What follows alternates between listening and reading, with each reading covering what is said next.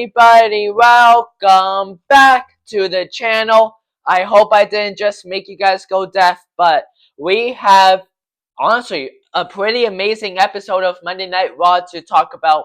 So let's just get straight into today's Monday Night Raw review.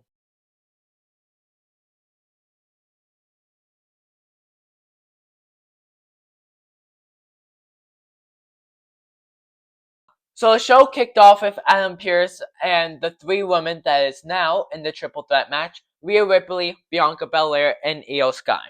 And it was clear that Adam Pearce really had enough of dealing with them, especially when he said that Rhea Ripley was still a part of the Judgment Day, which she hasn't been for, I don't know, 4 or 5 months now at this point. So he was just so sick and tired of it. So he announced that the three women will be in the triple threat match at WrestleMania for the Women's World Championship. So that's a new match announced. Technically, we all knew it was going to happen, but let's count that.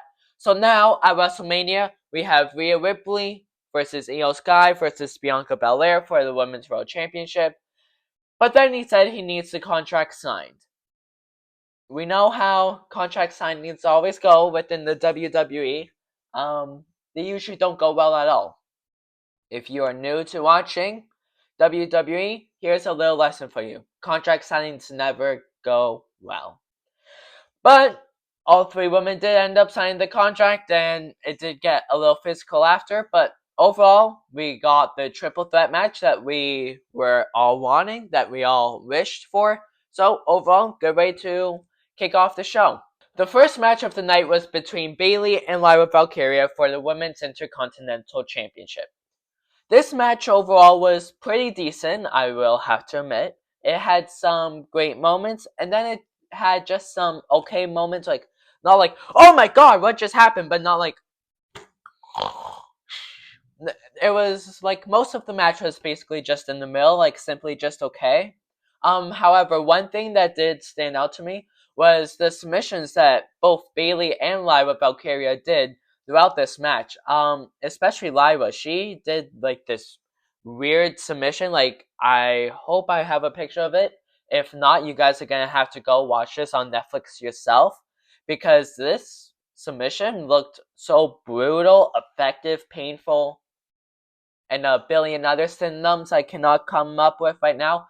Anyways, but to the surprise of nobody, Lyra Valkyria did retain her Women's Intercontinental Championship. Quickly, before we move on, it was also announced during this match that there is going to be a gauntlet match on Friday Night SmackDown to determine who Liv Morgan and Raquel Rodriguez's opponents are going to be at WrestleMania for the women's tag team titles, and it was announced that Bayley and Lyra are going to be partners. That could go well, but saying that they just had a match the show before, I'm not really sure if that's going to go well. Anyways, now it's time to get into some comedy. We had the LWO versus American Made, and I've been practicing this one just for you guys. El Grande Americano. No, we can do better than that. El Grande Americano. That also wasn't really good at all. Anyways, doesn't matter. And that was in a 6-man tag match. The whole match was pretty just pure chaos, at least the first half of it. All 6 men were inside the ring at the same time for most of the match, and really, this match did not have much time inside the ring because every 5 seconds you saw another member of LD. I was about to say LDL, that's not even a faction. Guys, I'm losing my mind today. LWO flying over ropes, or El Grande Americo doing something stupid. But it was definitely a really entertaining match, and LWO, I think I'm actually starting to really like the faction. If you guys know me, or if you guys have been watching these reviews a lot, you know I am not the LWO's biggest fans, but they really do put in a lot of work, which definitely makes me like them a little bit more. There we go. I feel like I'm just tongue-tied today. Anyways, after a shooting star press, American Made and El Grande Americano, which we all know is Chad Gable, obviously, Sorry if there's some random 5-year-old out there who thinks it's another wrestler, but it's Chad Gable. Sorry to break it to you. Anyways, American Made and El Grande America won the match. Now I'm going to say something I didn't think I was ever going to say. This match was, wow, I can't believe I'm saying this. This match was the match of the night for me. And honestly, I don't know how, I don't know why, it just is. So we really just need to move on because this GOATA! I know I'm wearing a mic, so I know I just made you guys probably go deaf right now, but GOATA! That was even a weirder one. And Jey Uso had a little amazing, I might add, promo. Before I start talking about it, I really think this was Jey Uso's greatest promo in a really long time. Definitely, since he was doing like that stuff with Roman back in 2020. But maybe it might even be his greatest ever. He basically came out through the crowd, but everybody's yeet, yeet, yeet. But he's not yeeting.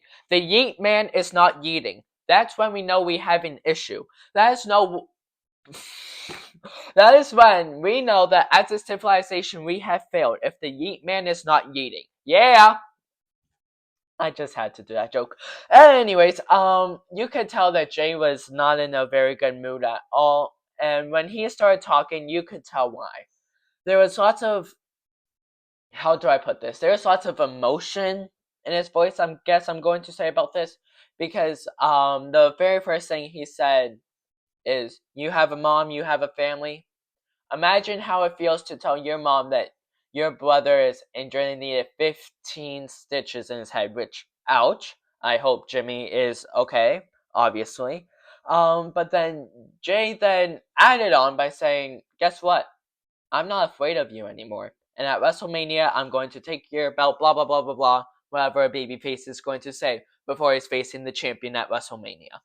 But, the way that Jey said that, with like that amount of emotion in his voice, I feel like that was his greatest promo ever. That is what I'm going to say. So, good job, Jey. Good job. It was definitely your greatest promo for sure. Up next was the New Day versus the War Raiders for the Tag Team Championships.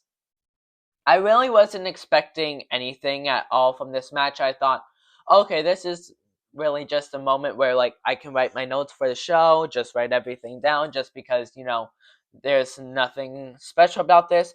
But that's not what happened at all. I thought I was going to be bored, but I really wasn't. This match was actually pretty decent, and I am happy with what they were able to do, actually. And if you guys know me, you know New Day. I kind of have a mixed relationship with them. They're good, but not really my favorite tag team. Same with the War Raiders, pretty much. But this match definitely surprised me for sure. Anyways, they also had Tony. I really don't want to say his name wrong. Okay, Noah, focus. Hold on, Wrestling Gods moment. Wrestling Gods up there. Can you please, please, please make sure I don't say the name I'm about to say wrong? Thank you very much. Tony Hinchcliffe. I hope that's right. Anyways, they had that guy on the commentary team, and just in case if you do not know, Tony is doing a comedy show on WrestleMania weekend, so that's kind of why. He was just roasting Michael Cole the whole time, which, anyone saying mean stuff or anyone being a jerk towards Michael is always hilarious. But the New Day, let's get back to the match. The New Day ended up cheating, pulling the whole steel chair, throwing it at the other team, whatever, to get the win, and honestly, perfect. I think a heel team like the New Day needs to get more wins like that for sure. So overall, a pretty good match. Up next is Penta versus Dominic Mysterio. And before I start talking about this, I want to mention something quickly about Penta. I think he is actually one of the greatest people we have seen inside of that ring. I truly do. I feel like he is really like picking up like how much stress it is to be in the WWE. I feel like he is handling that very well. But this is one of his lower rated matches, in my opinion, which really shocked me because Dominic Mysterio, he's also a really good wrestler, as much as I hate, hate to absolutely admit that, but however, it is true. But this match was good, but really nothing special at all, like you'd think it would be. One good moment though was Penta's crossbody to and Carlito. It was actually really good. I really liked that part. Anyways, Penta did end up getting the win to the surprise of nobody. But then really after the match is when this really started heating up. Because it turned into a huge brawl involving Finn Balor and Braun Breaker as well. Those two came out. And somehow Braun Breaker, every week I feel like his spears are getting better and better and better, just somehow, some way. But that was definitely the greatest spear we've seen to Carlito. I know that one hurt for sure, so Carlito, I hope the bruises aren't too bad from that one. But then, really, I don't care. Haha, hoo hoo, sucks to be you. Anyways, but then Finn Balor actually took out Braun Breaker for a good 15 seconds. So good job, Finn Balor fans. You actually have some hope. Just kidding, you don't have any at all. Finn Balor has absolutely no chance of winning at WrestleMania. Because earlier in the night, it was announced that there was a fatal four-way between Braun Breaker, Penta, Dominic Mysterio, and Finn Balor for the Intercontinental Championship. I know this isn't a predictions video, but I am going to say it. I feel like Dominic Mysterio needs to win that match. I feel like him with any kind of championship whatsoever would be really entertaining and really good overall. Anyways, getting back to this whole brawl. So Finn had Braun Breaker out for a good 10-15 seconds before obviously Braun got back up and he is standing tall at the end of this. And now it is time to talk about the main event. This main event was not actually a match. It was Paul Heyman, Seth Rollins, and CM Punk. But first, Paul Heyman came out and he needed to make one thing clear. And that one thing was he will never betray his best friends, Roman Reigns or CM Punk. Pretty funny how he mentioned CM Punk. Anyways, but then shortly after that, Seth freaking Rollins did end up coming out and told Paul that, Roman doesn't care about you. And then he started giving examples on why. Just for example, Seth said, last year after WrestleMania, Roman was gone for months while you were getting abused by the new bloodline of Solo Sikoa, Tama Tonga, Tama Loa, and Jacob Fatu. Roman was watching you but didn't come and help you. That was just one of Seth Rollins' many examples. There's actually a couple. And then Seth then continued to say how Roman and Punk, wow, I messed up my whole notes here. If you guys notice me taking random pauses, that's because I completely messed up my notes. But how Roman and Punk never ended up coming to save him at all. And I feel like that was a okay thing to add. I really didn't feel like that was really necessary for them to do. But that was okay. Seth then started pushing and slapping Paul because, hey, guess what? Nobody's going to help you. So, whoop! Or what if I do this and then a little push?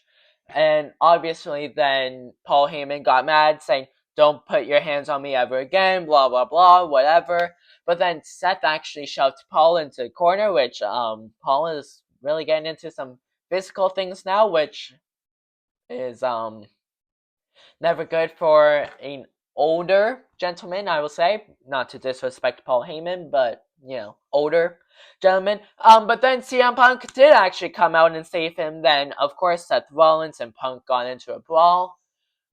And now it's time for me to use a term that I don't think I would have ever said in any of these videos, but it's something called pure cinema. That is something I only say when I am absolutely shocked, surprised, or really just saying something was absolutely perfect. There's no way it could have been any better. During the CM Punk and Seth Rollins brawl, Seth was in the ring when CM Punk slid back into the ring from the outside. Seth hit a curb stomp on him. And obviously Paul Heyman went and checked on Punk in the perfect position for another curb stomp. So obviously Seth is in the corner saying, ha ha ha, with his evil laugh. I got you now. I'm going to give you a curb stomp, Paul Heyman. Tell me what you think about that. Oh, wait, you won't be able to because you're going to be on a stretcher out of this building. Yeah! I'm really going on long-winded speeches today, guys. Anyways, so obviously that, did not end up happening because one, I don't think they would ever do that to Paul Heyman. So Seth was running towards him and Paul moved out of the way just in time. But then Seth also stepped back when he lifted his foot. I'm not going to do that to you. But obviously Paul Heyman's holding the microphone with his shocked face, and then Seth said one thing right before the show ended. He grabbed the mic just like this. Now, you owe me a favor. Boom!